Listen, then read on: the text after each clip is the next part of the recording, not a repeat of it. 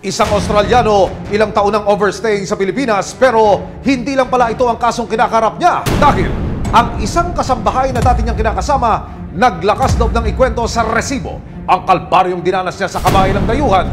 Sinuntok po ako ng ilang beses po dito sa hita ko. Sa pagdulog ng resibo sa Bureau of Immigration, nalaman naming expired na ang visa at overstaying na ang suspect na kinilalang si Peter David Maxwell sa bansa. Kung aerial view ito siya, yung White House. Sabi nila nag-isang White House daw po sa beachfront. Saan na magiging entry? Dito banda. That's all. Kaya naman kasama ang resibo, bumiyahe ang mga operatiba ng Bureau of Immigration papuntang Bataan kung saan huling nabataan ang suspect.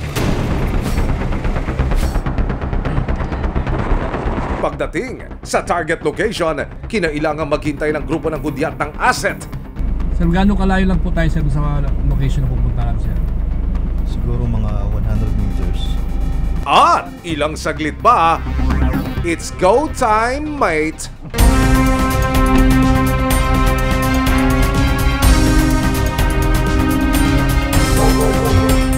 Sinamakan ng resibo ang sinagawang operasyon ng Fugitive Search Unit ng Bureau of Immigration noong October 25 para madakip si Peter David Maxwell dahil maituturing na raw siyang isang overstaying alien. Sa una, makikita pa ang pagtanggi niyang sumama sa mga operatiba ng FSU.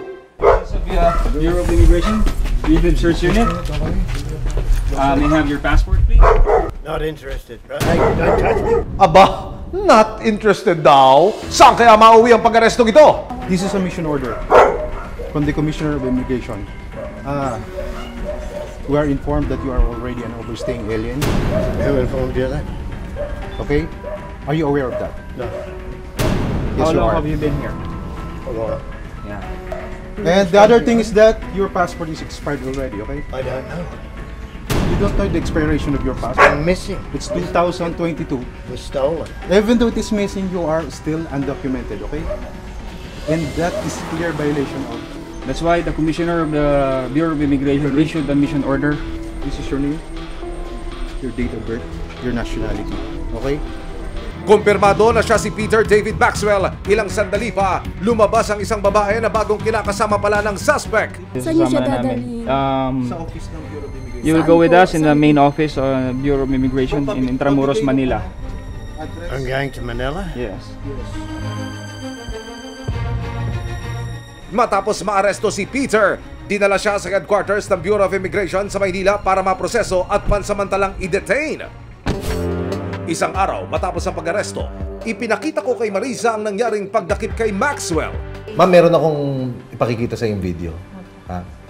Gusto ko malaman kung ito ba si Peter na dati mong asawa, na dati mong kinakasama, na inirereklamo mo. Opo, siya po.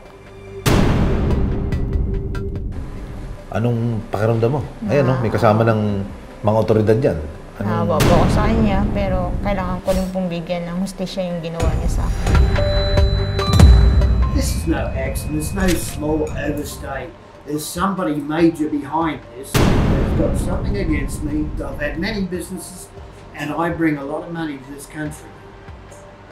So all I would like to say is whoever's getting rid of me now, whoever's behind this major case, this is not just an overstay, this is something major.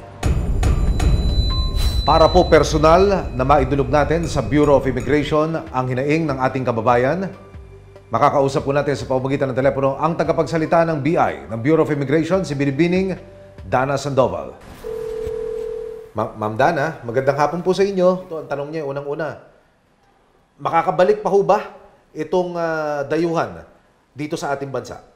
Kapag ka mga ganito po ng mga foreign nationals na meron pong violation sa Philippine Immigration Act at nahuli po natin na ganito po ang kanilang kaso o kaya naman po may mga ginagawa po silang kalokohan dito at tag po natin sila as undesirable aliens, those are deportable offenses po, and with deportation comes also yung blacklisting. Pag blacklisted po, hindi na po allowed to enter the country again. Okay. Ma'am, isa pang tanong. Siya ko ay sinampahan din ng criminal case ng complainant. Ano ho naman ang mangyayari doon, Ma'am Dana? Thank you. Yes, kung meron po siyang criminal case dito sa Pilipinas, we would have to wait for the resolution of the case here in the Philippines before we can implement the deportation. Sa ngayon ay hinihintay pa ang paglabas ng warrant of arrest para sa kasong isinampa ni Marisa laban kay Peter. Kung sakali po na parusahan siya ng korte ng pagkakakulong for several years, we would have to wait for that po na kanyang iserve bago po natin ma-implement para makuha po yung full effect of justice. Yung Pilipina, baka meron ho kayong mensahe para ho mapawi sa kahit paano yung kanyang takot. Ano ho? Go ahead, ma'am. Makakaasa po kayo na ito pong kasong ito ay hindi po natin tatantanan. Talagang siya po ay mananatili sa ating mga piitan habang umaandar po ang kaso niya. Para kay Marisa, patuloy niyang ilalaban ang kasong isinampa niya laban kay Peter. Pero sa ngayon, tila nabunutan na raw siya ng tinig nang makitang nasa kamay na ng mga otoridad ang dating kinakasama. Anong nasa kalooban niyo? Masaya po ako, pero malungkot din po ako para sa kanya. Wala sila ditong lugar sa Pilipinas kung iinsultuhin man lang at tapag-tapakan yung pagkatao. Katulad ko, ako Pilipina ako. Ayaw kong yung sabihin sa akin na mismo sa sarili kong teritoryo na isa lang akong basura. Walang lugar sa lipunan ng sino man, Filipino man o dayuhan na malakit at mang-api ng ibang tao. Ilang taon man ang lumipas, nariyan ang batas at ang mga otoridad para masigurong mapapanagot ang sino mang may atraso.